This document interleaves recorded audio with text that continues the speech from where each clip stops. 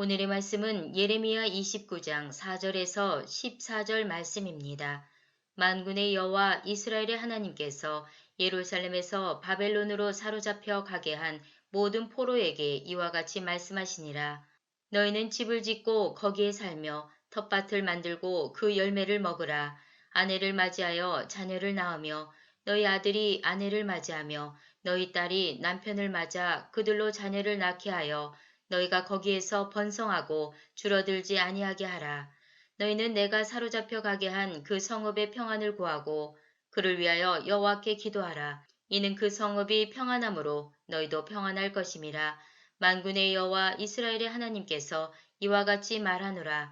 너희 중에 있는 선지자들에게와 점쟁이에게 미혹되지 말며 너희가 꾼 꿈도 고지 듣고 믿지 말라.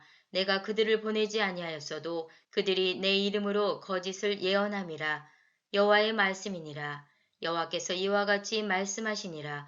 바벨론에서 70년이 차면 내가 너희를 돌보고 나의 선한 말을 너희에게 성취하여 너희를 이곳으로 돌아오게 하리라. 여호와의 말씀이니라. 너희를 향한 나의 생각을 내가 아나니 평안이요 재앙이 아니니라. 너희에게 미래와 희망을 주는 것이니라. 너희가 내게 부르짖으며 내게 와서 기도하면 내가 너희들의 기도를 들을 것이요 너희가 온 마음으로 나를 구하면 나를 찾을 것이요 나를 만나리라. 이것은 여호와의 말씀이니라. 나는 너희들을 만날 것이며 너희를 포로된 중에서 다시 돌아오게 하되 내가 쫓아보내었던 나라들과 모든 곳에서 모아 사로잡혀 떠났던 그곳으로 돌아오게 하리라. 이것은 여호와의 말씀이니라. 아멘. 우리에게 우리를 이 땅에 보내신 하나님의 분명한 뜻과 선하신 계획이 있는 것을 우리는 믿고 살아가는 존재들이죠. 오늘 이 말씀을 시작으로 해서 내일 계속해서 이어지는 우리 갈비에서 특별 새벽 기도회 때 팀 켈러 목사님이 쓰신 복음과 삶이라는 책을 가지고 함께 은혜를 나누려고 합니다. 원래 이 팀 켈러 목사님이 쓰신 책이 있습니다. 이 센터 처치라는 이 책이 있어요. 굉장히 두꺼운 책이죠. 이 책이 처음에 발간이 됐을 때 굉장히 이 센세이셔널한 충격을 주었습니다. 한국에도 이제 이 책이 번역이 되어서 출간이 되었을 때 모든 목회자와 신학생들의 필독서가 될 정도로 아주 유명한 책이 이 센터 처치라는 책입니다. 팀 켈러 목사님이 뉴욕에서 사역하시지 않습니까? 가장 많은 사람들, 가장 많은 다양한 인종과 다양한 배경과 다양한 여러 가지 신분의 계층을 가지고 있는 사람들이 모여 사는 도시가 뉴욕인데, 이 뉴욕에서 사역을 하면서 이 목사님이 깨달은 바를 인생의 그 사역의 모든 것을 망라해서 집대성한 책이 바로 이 센터 처치라는 책인데요. 요약하자면 이런 거죠. 하나님이 이 마지막 시대에 말세에 하나님이 하나님의 선교를 어떻게 이루어 가시는가, 도시를 통해서 하나님은 복음을 증거하신다. 왜냐하면 이 도시라는 곳은 우리 인간들이 자신들의 편리와 편의 때문에 사람들이 이렇게 모여 살기 시작한 것처럼 보이지만 사실은 그 배후에 하나님의 역사가 있고 마지막 때에 하나님께서 이 하나님의 복음과 선교를 확장시켜 나가기 위해서 도시를 하나님께서 선택하셨고 도시를 통해서 많은 영혼들에게 복음을 증거하게 하신다. 그래서 따라서 도시에 하나님의 교회를 세우시는데 이 교회들의 사명이 바로 이 도시를 통해 그리스도의 복음을 증거하는 사명을 감당하는 것이다. 그런 내용을 담고 있는 책이 바로 이 센터 처치라는 책이고요. 제가 책 장사하는 건 아닙니다, 여러분. 제가 이론도 인텐시브 받는 게 없는데 이 책을 성경 공부 교재용으로 요약해서 만든 책이 무엇이냐? 바로 이 복음과 삶이라는 책입니다. 원래 팀 켈러 목사님이 변증학자예요. 변증학자라는 것은 굉장히 논리적인 사람입니다. 변증법, 정반, 합을 통해서 답을 도출해 나가는 아주 논리적인 사람인데, 그렇다 보니까 이 센터 처치라는 책을 요약해서 만든 이 복음과 삶이라는 이 책은 8주 과정으로 만들어진 성경 공부 교재거든요. 제가 지난 교회에서 남자 성도님들하고 이 책 가지고 이 복음과 삶 교제를 나눴는데 남자 성도님들이 굉장히 좋아하시더라고요. 논리적이기 때문에. 그래서 이 복음으로 살아가는 인생이 어떤 인생인가, 내 삶 가운데 이 복음의 능력이 얼마나 강력한 파워를 가지고 있는가, 이 책을 함께 나누면서 성도님들이 실제로 체감하고 많은 풍성한 나눔이 있었던 것을 경험하였습니다. 그래서 제가 내년에 우리 남자 성도님들하고 이 복음과 삶 저녁 시간에, 평일 저녁 시간에 함께 나누려고 하거든요.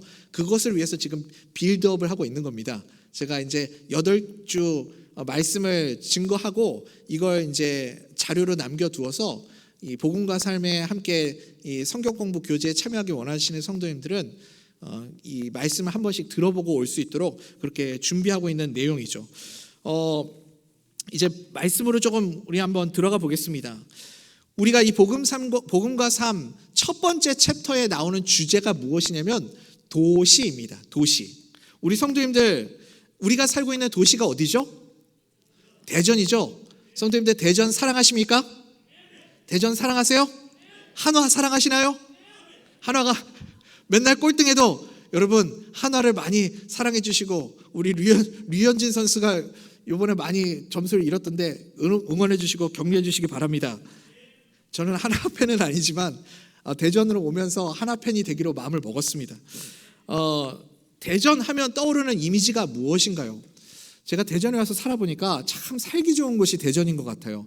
너무 벅적벅적거리지도 않고, 그렇다고 없는 거 없고, 갖출 거 다 갖추고, 그래서 참 살기 좋은 도시가 대전인 것 같습니다. 그리고 과학도시, 우리 유성구는 또 젊은 도시, 과학도시 뭐 이렇게 잘 유명한 이미지를 가지고 있지 않습니까?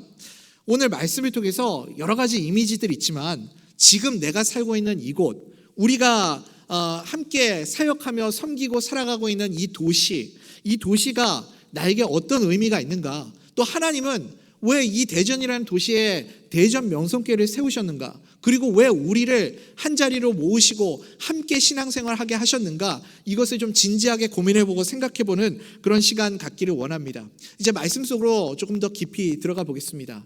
유다 땅이 멸망했습니다. 북이스라엘은 BC 722년에 아스리아라는 나라에 의해서 멸망을 당하였고, 남겨져 있던 남쪽 유다는 BC 586년에 바벨론이라는 나라에 의해서 멸망을 하게 되었습니다. 나라가 멸망하고 이스라엘 백성들이, 유다 백성들이 이제 바벨론으로 포로로 끌려가게 되었습니다. 1차, 2차, 3차에 의해서 백성들이 끌려갔는데, 1차, 2차에 끌려간 백성들은 나라에 가장 필요한 일꾼들, 아주 중요한 사람들을 끌고 갔고, 3차는 사실 징벌적인 의미가 강했습니다. 그래서 1차, 2차에 끌려간 사람들이, 포로들이 실제적으로 아주 중요한 사람들이었죠. 이 포로로 끌려간 사람들에게 하나님께서는 예레미야라는 선지자를 통해서 그 포로들에게 하나님의 말씀을 전하게 하십니다. 오늘 우리가 읽은 말씀이 포로들은 1차적으로는 그 포로들에게 주시는 하나님의 말씀이죠. 우리 다시 한번 29장 4절부터 7절까지 한번 함께 읽어보겠습니다. 시작. 만군의 여호와 이스라엘의 하나님께서 예루살렘에서 바벨론으로 사로잡혀 가게 한 모든 포로에게 이와 같이 말씀하시니라. 너희는 집을 짓고 거기에 살며 텃밭을 만들고 그 열매를 먹으라. 아내를 맞이하여 자녀를 낳으며 너희 아들이 아내를 맞이하며 너희 딸이 남편을 맞아 그들로 자녀를 낳게 하여 너희가 거기에서 번성하고 줄어들지 아니하게 하라. 너희는 내가 사로잡혀 가게 한 그 성읍의 평안을 구하고 그를 위하여 여호와께 기도하라. 이는 그 성읍이 평안함으로 너희도 평안할 것임이니라. 아멘. 이 말씀을 읽고 있는 1차 독자들, 바벨론으로 끌려간 포로들은 이 말씀을 읽을 때 어떤 생각이 들었을까요? 이들에게 지금 예레미야 선지자는 하나의 그림을 보여주고 있습니다. 이들이 어떤 삶을 살아가야 하는지를 보여주는 그림은 바로 그들의 믿음의 조상들, 야곱의 가족들이 처음 이집트, 애굽에 정착하였을 때의 그 장면을 떠올리게 합니다. 야곱의 가족들이 요셉을 따라서 이집트에 정착할 때 그들의 가족 수가 몇 명이었습니까? 약 70명이었다. 성경은 그렇게 기록하고 있습니다. 그 70명의 가족이 400년 동안 이집트에서 번성하고 살아가면서 굉장한 엄청난 번성을 이루었습니다. 그래서 마지막에 400년 뒤에 출애굽할 때는 이스라엘 백성의 숫자가 얼마나 됐나요? 장정만 60만. 그러니까 성경 학자들은 남자 어른만 60만, 약 한 대략 200만 정도 되었을 것이라고 그렇게 추산을 합니다. 그렇게 많은 백성들이 엄청난 번성을 이루면서 출애굽하였던 그 장면을 기억하라. 너희들이 지금 바벨론 포로로 끌려갈 때는 초라하고 비참하게 끌려가고 있지만 70년 후에 너희들이 다시 돌아오게 될 그 영광의 날을 기억하며 번성하고 번창하라, 그렇게 명령하고 있습니다. 그 땅에 정착해서 번성하는 것이 누구의 뜻이에요? 하나님의 뜻이다. 이것을 분명하게 밝히고 있습니다. 그러니까 이스라엘 백성들에게, 지금 포로로 끌려가고 있는 유다 백성들에게 예레미야 선지자가 뭐라고 말하냐면, 제발 예루살렘을 위해서 기도하지 말고 너희들이 살고 있는, 현재 살고 있는 그 땅을 위해서 먼저 기도하라. 그 땅의 평화를 위해서 기도하고, 그 땅의 안전을 위해서 기도하고, 그 땅의 번영과 번성을 위해서 먼저 기도하라, 그렇게 말하고 있는 겁니다. 지금 이 말씀은요, 대전에 살고 있는 우리에게도 똑같이 주시는 말씀입니다. 우리가 이 땅에서 어떤 마음을 가지고 살아가야 하는가, 내가 살고 있는 이 땅에 어떤 생각을 가지고 우리가 뿌리를 내리고 살아가야 하는가에 대한 말씀을 주고 있습니다. 이스라엘 백성들이, 이제 유다 백성들이 바벨론 땅에서 몇 년 동안 살아야 합니까? 하나님이 그것도 가르쳐 주셨죠. 몇 년 동안 살아야 되죠? 70년을 살아야 됩니다. 70년의 기간을 하나님이 정해 주셨습니다. 그러면 그때까지는 그냥 무조건 정착하고 살아가야 하는 거예요. 여러분, 70년 동안 그 땅에서 사는데 아무런 계획 없이 살 수 있겠습니까? 그들이 70년 동안 살아가야 할 계획을 세워야 되겠죠. 우리는요, 자꾸만 그 70이라는 숫자를 견디지를 못합니다. 그러니까 내가 가지고 있는 내 생각, 내 계획, 내가 가지고 있는 나의 뜻이 있거든요. 그것이 자꾸 나를 조바심을 갖게 만듭니다. 그렇지 않습니까? 내 생각이 너무 강하기 때문에 자꾸 우리는 우리의 상황들을 시한부로 만들어버려요. 내가 언제까지 이 일을 이루어야 하고, 언제까지 우리 자녀들을 이렇게 시집 보내야 되고 장가 보내야 되고, 언제까지 내가 그 자리까지 올라가야 하고, 언제는 내가 이 집을, 나의 집을 소유해야 하고, 몇 년 후에는 내가 이런 계획들을 이루어야 하고, 나만의 생각과 나만의 계획과 나의 뜻을 가지고 우리는 그렇게 살아가고 있습니다. 그래서요, 여러분, 빨리 이 일이 해결되지 않으면 자꾸 조바심이 나고 초조해지고 조급해지는 그런 모습을 보게 되죠. 여러분, 이스라엘 백성들이 몇 년을 내다봐야 돼요? 70년을 내다봐야 됩니다. 70년 동안 살아가야 할 그 계획들을 가지고 있어야 됩니다. 그게 하나님의 계획입니다. 하나님은 그래서 그 70년 동안 다른 생각하지 말고 그 땅에 뿌리를 내리고 그 땅에서 정착해서 결혼하고 자녀를 낳고, 그렇게 너희들이 최선을 다해서 살아가며 출세하고 살아가라 라고 명령을 하고 있는데, 이스라엘 백성들은 자꾸 다른 생각을 갖는 겁니다. 쓸데없이 자신들이 가지고 있는 생각들과 자신들의 뜻과 자신들의 계획을 가지고 기도하지 말고, 내가 서 있는 그곳에서, 내가 있는 이 땅에서 그 도시의 사람들을 위해 먼저 기도하라, 주님은 말씀하십니다. 바벨론을 위해서 기도하라, 대전을 위해서 먼저 기도하라, 주님의 말씀해 주십니다. 그런데 나는 어때요? 나는 내가 딱 답을 정해놓고 내가 원하는 기도를 먼저 드리는 겁니다. 유대인들도 그랬습니다. 바벨론을 위해서 먼저 기도하기보다는 그들은 예루살렘을 위해서 기도하기를 원했습니다. 하나님의 때가 있기 때문에, 하나님의 계획이 있기 때문에 우리는 우리의 생각과 계획과 조바심을 다 내려놓고 주님께 맡길 수 있는 삶을 살아가야 합니다. 예수님께 우리의 삶을 맡겨드리는 우리 대전 명석교회 성도님들 다 될 수 있기를 간절히 소원합니다. 그런데 여러분, 자꾸 마귀는 우리를 속입니다. 이단들의 특징이 뭐죠? 이단들의 특징은 자꾸 시한부 인생을 만들어요. 시한부 계획을 만듭니다. 눈에 보이는 것 가지고 자꾸 그것에 우리의 시선을 사로잡게 만들어요. 그래서 이단들이 늘 외치는 얘기가 뭐예요? 14만 4천 명 그 안에 들어가야 구원받는다. 그런 거 아닙니까? 그런 내용들을 계속해서 강조하는 이유는 무엇이냐면, 눈에 보이는 14만 4천 명, 그것을 통해서 우리의 마음을 초조하게 만들고 조바심을 갖게 만들고 판단력을 잃게 만드는 거죠. 그리고 그래야 다른 생각 안 하고 거기에만 집중할 수 있거든요. 오늘 주님은 말씀하십니다. 너가 계획하고 너가 생각하고 있는 그 모든 것들 우선적으로는 다 내려놓고 내가 먼저 너에게 맡겨준 그 자리에서 충성하라. 그리고 내가 너를 보내준 그 자리에서 먼저 그 자리를 지키며 최선을 다하는 삶을 살아가라. 우리에게 말씀하고 있습니다.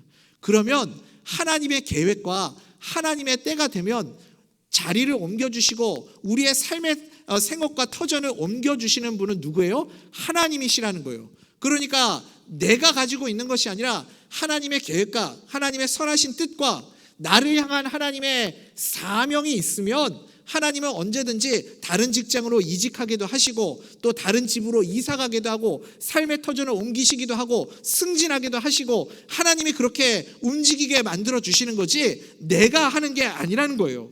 나는 지금 현재에서 나에게 주어진 자리에서 최선을 다해서 살아가는 것, 그것이 1차적으로 우리에게 주어진 미션, 사명인 줄 믿습니다.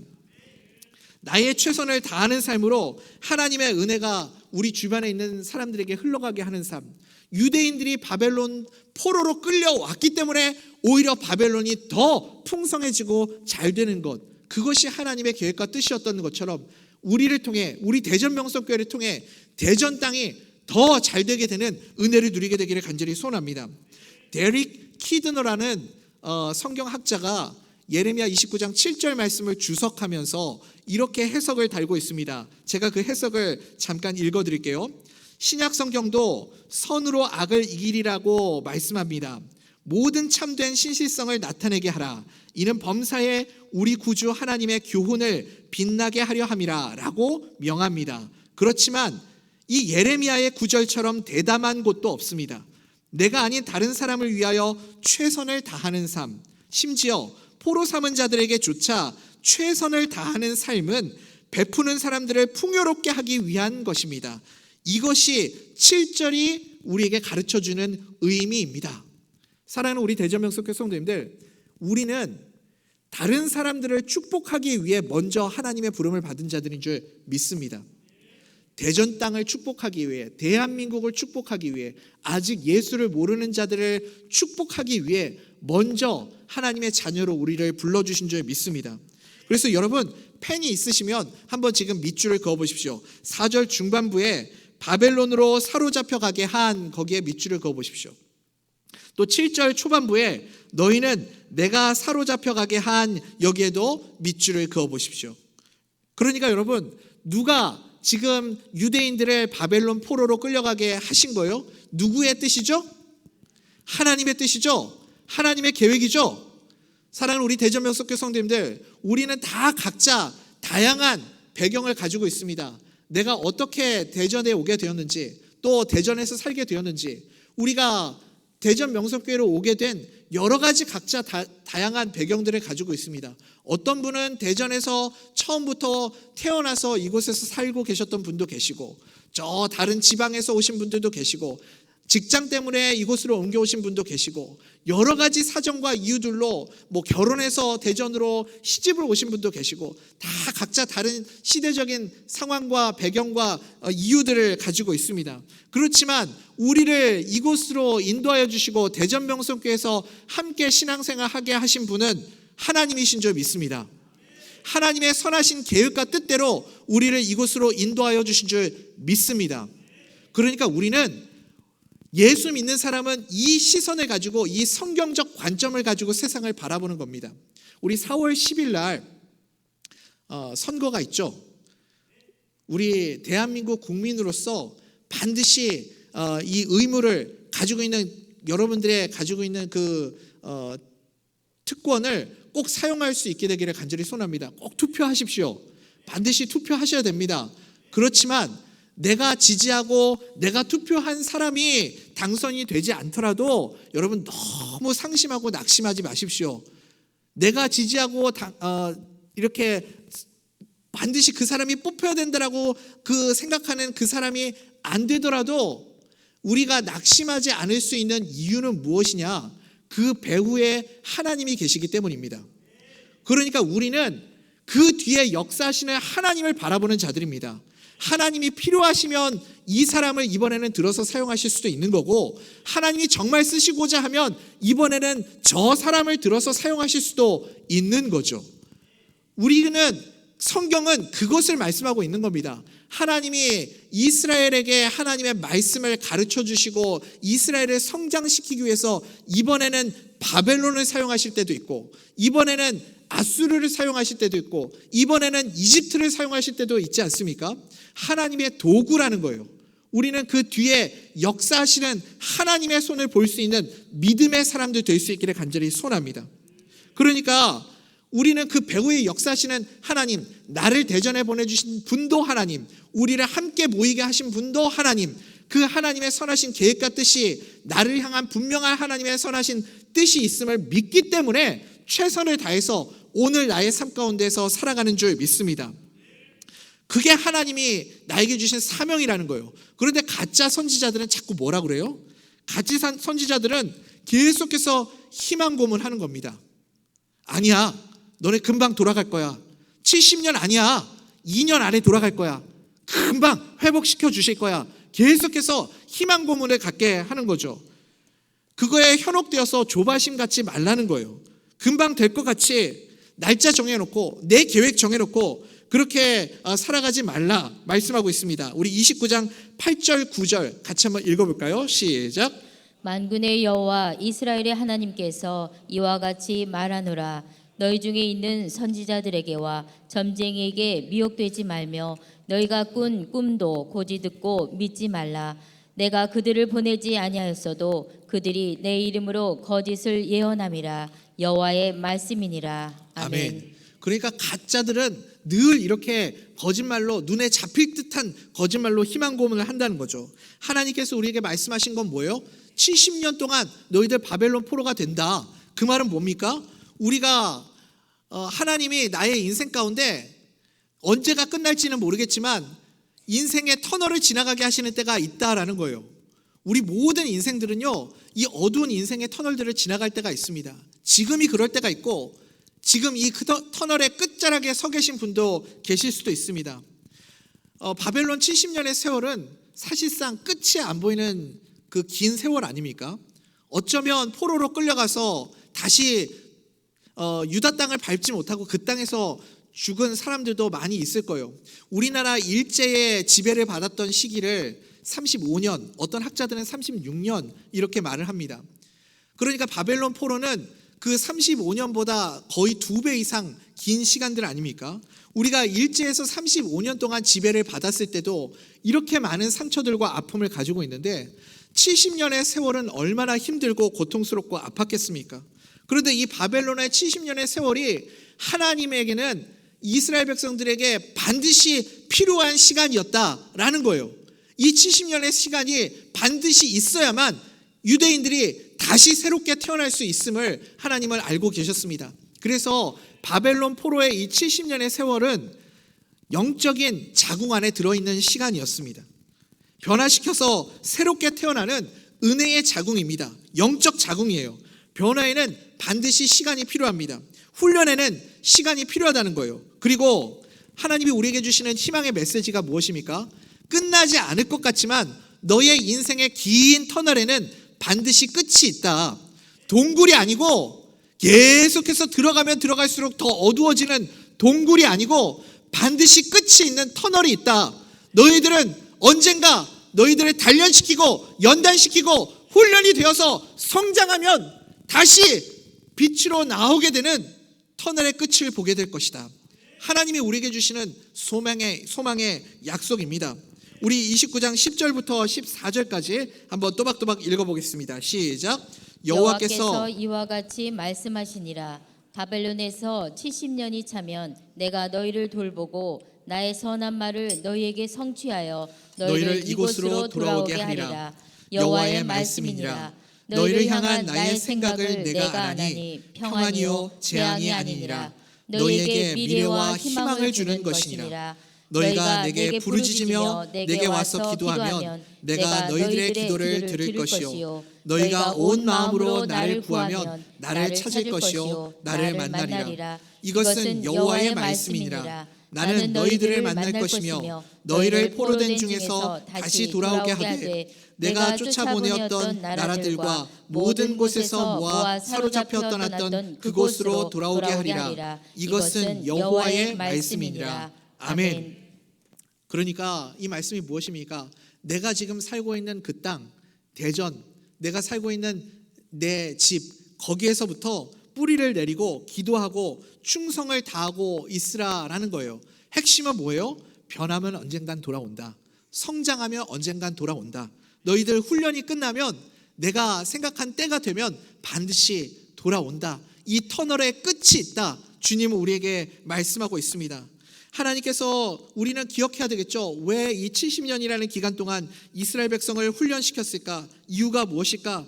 그게 나를 단련시키고 성장시키는 시간이었다. 그것을 꼭 기억할 수 있어야 됩니다.